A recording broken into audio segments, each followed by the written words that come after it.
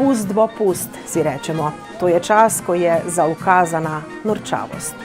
Tudi pri nas so bile na pustno soboto ulice za dobro uro polne maškar in seveda firpcev, ki jih pridejo gledat. No, tako številčno, kot je bilo v pustni povorki pred leti, zdaj ni, vendarle pa pridejo maškare. Nekateri se tudi našemijo. Pust ima seveda močno sporočilo, ne le da preganja zimo, pač pa je, vsaj v svojem bistvu, vedno kritik realnosti, kaže ogledalo tistemu, kar se dogaja okrog nas. No, tega v Laškem skoraj ni bilo videti, bila pa je vesela pustna razigranost, kar seveda tudi šteje. V sprevodu se je pokazalo 13 skupin, 3 najboljše pa so bile nagrajene.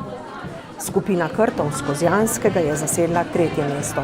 Pajkove mreže, domiselna maska iz Strobnega Dola, ki pa je imela tudi sporočilo, je dobila 2. nagrado. Najbolj pa je žirijo prepričala tradicionalna maska Košuta iz Jurkloštra.